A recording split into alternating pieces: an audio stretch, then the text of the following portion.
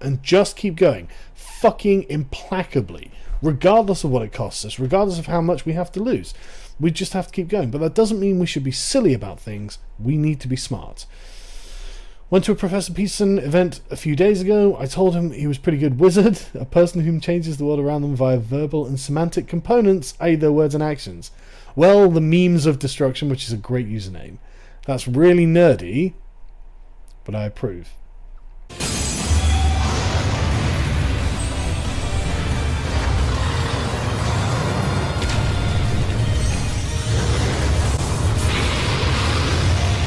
He's a little tiny little just bullet of joy and fluff. Our next door neighbor is a boxer. Or our next door neighbor's dog has a boxer. Mm-hmm. Is a boxer. There we go. Big muscular bad boy. Oh, wow. Terrified of my cat. Oh, I like dogs.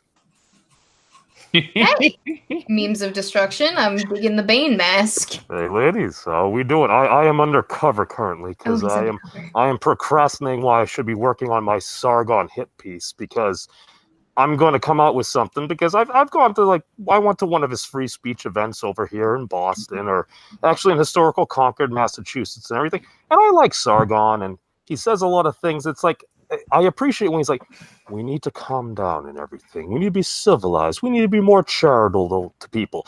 And then I look at his video the other day. He's like, Jeremy Corbyn, you're an evil, evil man. I'm like, okay.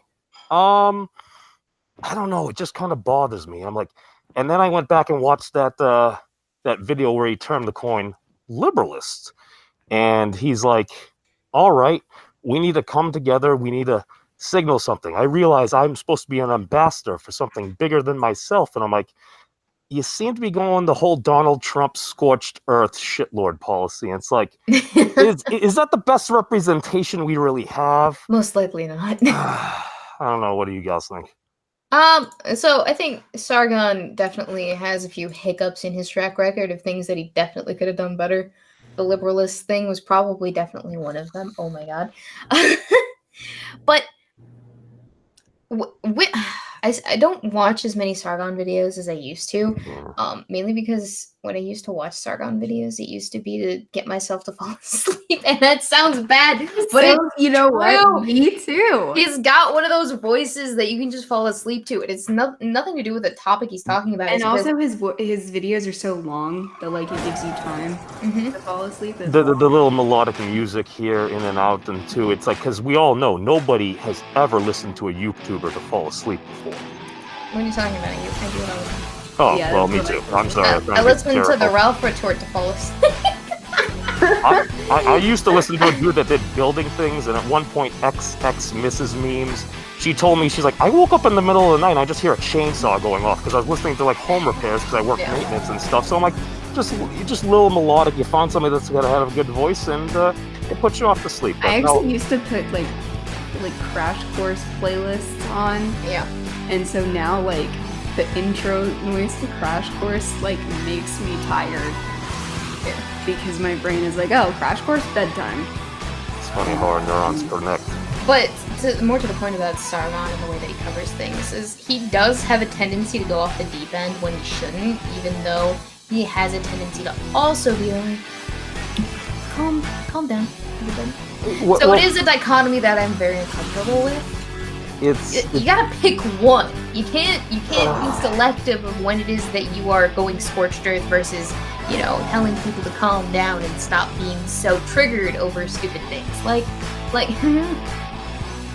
mean, if you take him completely literally, where he says, "I'm just here to mock the media," if that's literally his campaign, then just be honest about that. I think Mr. Bad has discouraged him from that, but. Hey, I mean, it's his life. I don't know what's in his head nor heart. I think at this point, I watch so little of Sargon that I don't know enough about him anymore to have an opinion. I think it's my problem. Same. The last Sargon video I watched was the one that Cult of Dusty actually took and out of context talking about that one MP, I think, and took out of context, posted it on Twitter, and made it look like Sargon was like, if he was paid enough money, maybe I'd, consider raping her or whatever. But it was an entire video dedicated to just jokes. It was literally a joke video. That's the last one I've seen of Sargon since the first one I've seen in a while. Too. One time I actually went back and like watched one of Sargon's like earlier videos from like 2014. Yeah. Because I was like, why did we all like watch Sargon a lot? And I was like, oh, because it used to be funny. Yikes. Wow. Well, he used to like shitpost. Yeah.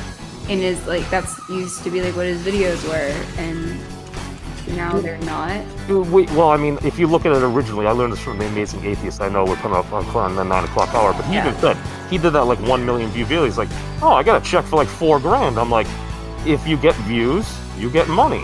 How do you get views? You rule 14 of the internet. Everyone loves a good dumpster fire. Exactly. So, all right. Hey, thanks for having me on. I'll pop off and let you gals wrap up your show. Yeah, thank you. Definitely show your face. Oh, and he's gone. No one cared who I was till I put on the mask.